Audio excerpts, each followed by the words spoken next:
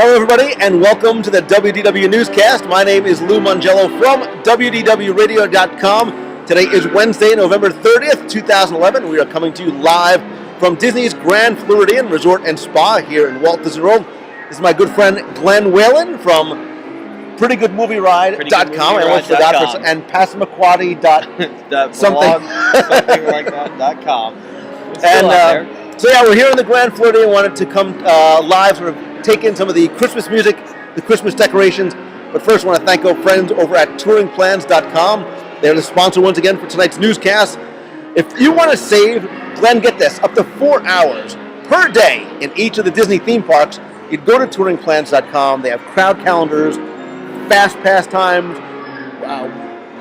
the Lines application, touring plans, everything else for your trip. You've been here a million times. I'm going to guarantee on behalf of Touring Plans, it's going to save you time. I can save at least 4 hours? At the most 4 hours.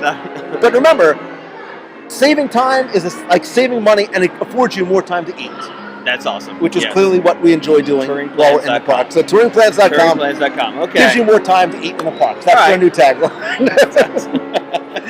So we're going to go right from talking about overindulging and eating and food in the parks to something that we know nothing about, which is athletic activities. Are we going to be able to return to overindulging and talking about food again? At some point, we will definitely get back to it. Make sure. But because this is about today's news, let's talk about an announcement that Disney made earlier today to expand the the ESPN Wide World of Sports complex. They announced that they're going to add some additional playing fields as well as more lights, digital video boards, and audio systems. It's going to add 25 acres to already 270-acre complex over by where Pop Century is. Obviously been super popular for things like youth athletic events, cheerleading competitions, football competitions. The project's going to be completed by next year, and the fields that they're going to build are going to be able to be used for football, soccer, lacrosse, and field hockey. And when I first heard about the announcements of the expansion of Wide World of Sports, we know that they were talking about putting a bowling alley in years ago. They've since shelved that. The bowling alley is now going to go in a sort of different way. Splitsville is going to come to downtown Disney. But the one thing I was surprised that Wide World of Sports doesn't have is any sort of swimming facilities. Right. Like I was hoping for or expecting, not that I'm some sort of athletic swimmer, but like an Olympic-sized swimming pool. Because think about all the additional sort of events that they can have down here for swimming and diving and. You and I, of course, synchronized swimming. Yeah, synchronized swimming, right. Which is a lot of our favorites. But I know a lot of people who have kids, this is a great way for them to come down and they sort of get to play. And we've toured the facility where really sort of get to play on the grand stage, and ESPN kind of makes a big deal about broadcasting it here in the parks. If you're staying on property, there's one of the stations that they broadcast some of the events from. So while the expansion doesn't necessarily add things for the everyday guests, for the young athletes that come down, I think it's pretty exciting. I think it's great. We have people coming down for Pop Warner, whether it's football or cheerleading. Somebody saying, it's next week, I think, right? Yeah, so I think it's every week. And the soccer tournaments, lacrosse, and these extra 4 fields can be swapped around to any one of those events, with the exception of baseball. I don't think it's going to act as a baseball field. But it allows them to, when they're busy, to continue allowing other people to come on and use the fields. And it's a super high-tech facility, too. I mean, if you've ever run in a Disney endurance event or a marathon, usually that's where you go to pick up your race packet. We've seen the Harlem Globetrotters play there. Yes. But there's also the restaurant is there, too, and the field house is there, too. So it's actually a neat place to go and visit. One of these days, next year, we're going to have a meetup for Atlanta Braves spring training. We're going to have a day at the ballpark. Awesome we're going to have a WDW Radio day at the ballpark. 2 weeks of games. That's what we're going to have to do. That's a great idea. They have hot dogs, right? They have hot dogs. Okay. Yeah. Just so we can definitely do the day at the ballpark. We're back to that? Okay. So we're done with sports. All right, we're done with sports right now. But if anybody's watching, if you've been to Wide World of Sports, if you like kids who've come to Wide World of Sports, I'd love you to share your thoughts or experiences there in the comments section over at WDWRadio.com. But the big news, the big talk for the past week, and I know this does not resonate with you yet because you haven't seen it yet, it's Muppets. I don't know what you're talking about. They're little Sesame Street, Big Bird. I remember Grover. something 20 years ago. Tickle Me Otis. No. So yeah, the Muppets really, opened up to a huge response, Right. not just critically, but from those of us who grew up with the Muppets. Right. We grew up with Sesame Street. I spent, wasn't it Monday night at 7:30? The Muppet Show was on CBS. Like that was kind of our. It was like the Sunday nights with Walt Disney. Like it was a thing that we sort of gather around to do. Sure. Well, the Muppets opened this past week. I love the film. Right. It resonated with me on a nostalgic level. It was true to the. Well, I'm such a geek. I know. I laughed. I did. I cried. I cried a little bit. I sang along quietly. I liked it so much. I want to go see it in the theaters again, which is something I never do. Nice. And I'm telling you that when you go see it and can have more relevant conversation to input to the show, you're going to love it too. And if not, you have no soul. Well, it did get 98% approval ratings on Rotten Tomatoes, which that's unheard of. That's like the best critical and public response. You kind of felt the same way about Tron. Oh no, Tron you fell asleep in. I was sick. Okay, I was sick when The other thing too that you get about the Muppet movie is that you can clearly tell it was brought to life by someone who was a Muppet. Jason Segel. This was truly a passionate project for him because he is admittedly a huge Muppet fan. He has or had as a child a list of 3 things he wanted to do. One was do something with the Muppets, like host the Muppet Show or be on the Muppets, be on Saturday Night Live, and be on David Letterman. And this past week, he did all three. So talk about a neat story. But anyway, I think he decided. I grew up as watching Muppets, and now everybody that was his age now has children. Make a movie for those parents, and the parents are going to take those kids and reintroduce them to the Muppets. I have the same kind of dream about Three's Company. I'm going to bring the Three's Company movie back.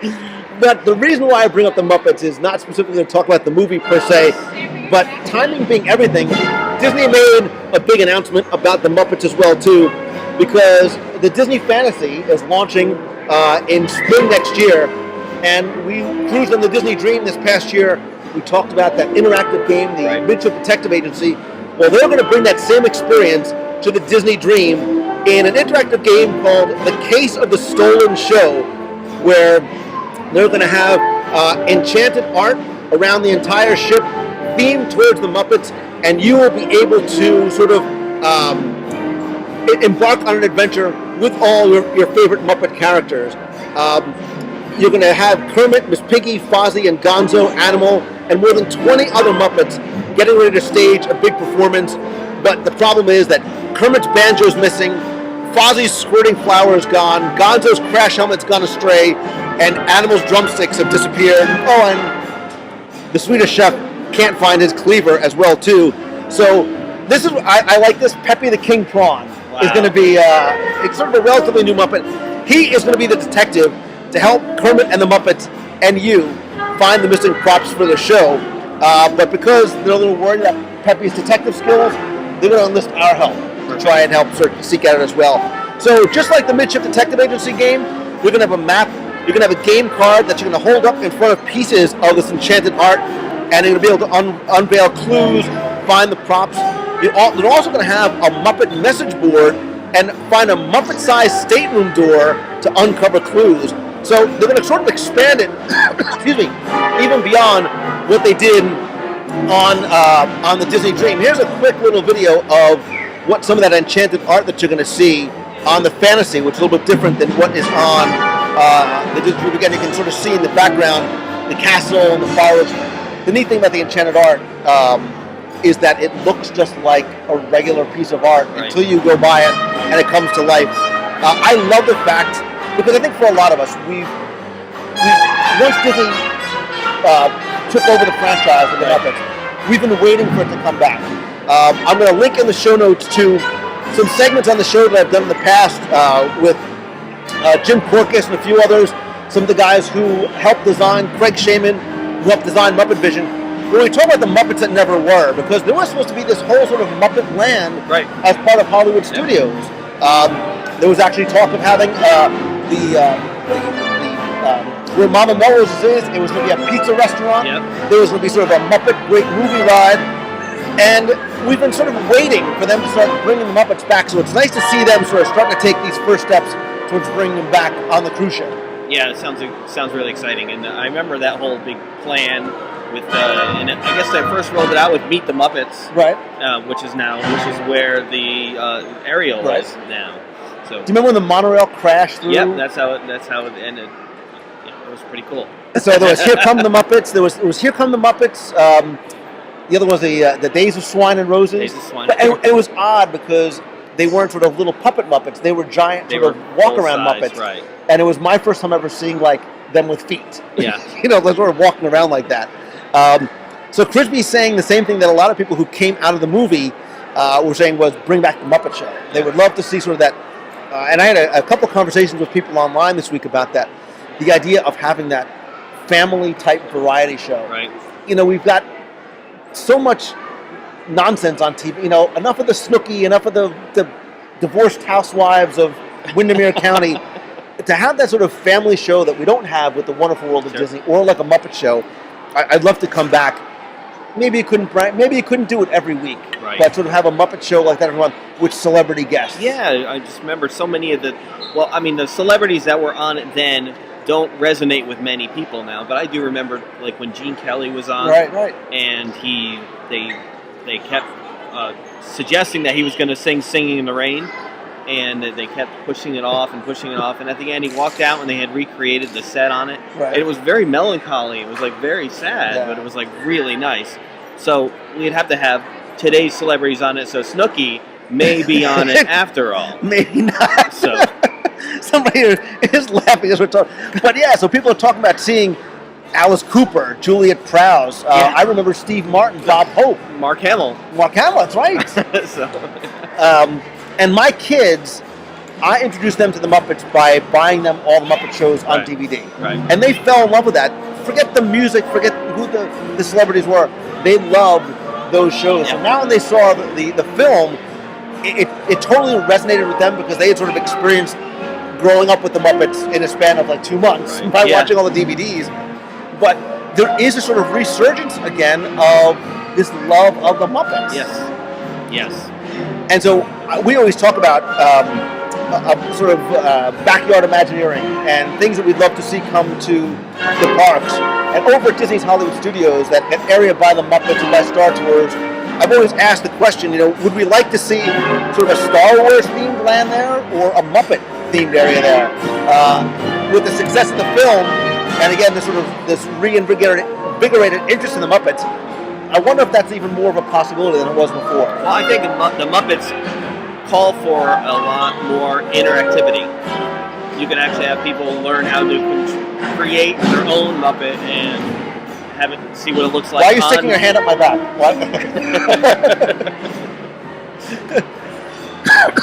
And I think too, the Muppet, Star Wars might not resonate with everyone. Yes. It might not resonate with grandma, it might not resonate with kids who didn't grow up with the original trilogy, where Muppets is something that is very easy to attach to. Excuse me.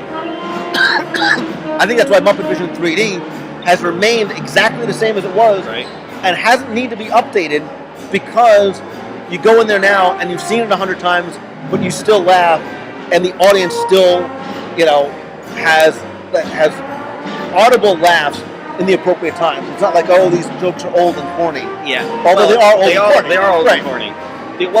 That show itself, it's not, with the exception of when you start to see the tourists at the end, you start to realize how old that video is because of how they're all dressed like Scott Otis.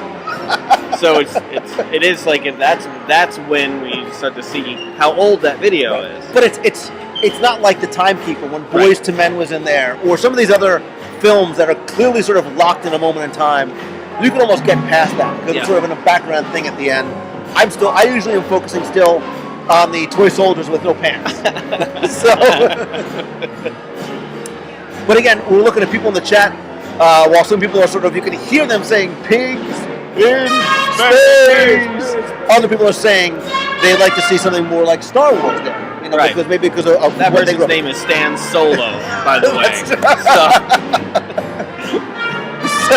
Of course, somebody is now saying that this is like the weekly Muppet show. Yeah. Without the, you are the celebrity guest. Excuse me, sorry.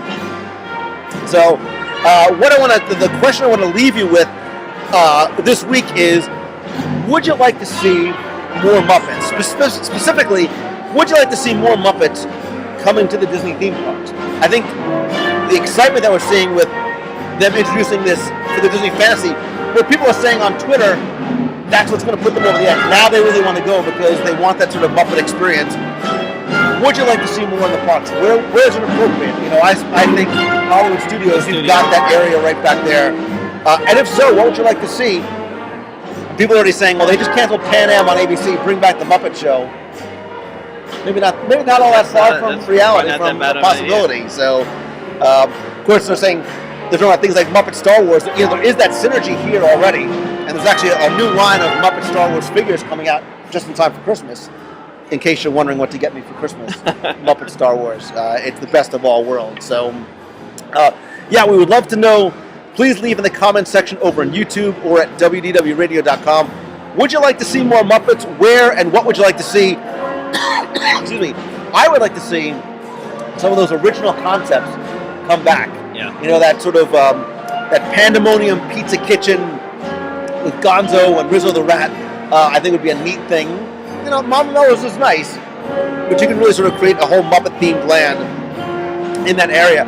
A couple of quick reminders. Don't forget to come over to the blog over at WDWRadio.com. We have our WDW Radio Holiday Project going on now where we're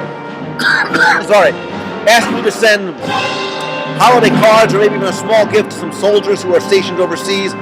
We've sort of adopted a unit over there, and you can find the address on the blog. We also have our Christmas Went Disney project. This is my tree. This is what I'm submitting for my Disney Christmas tree.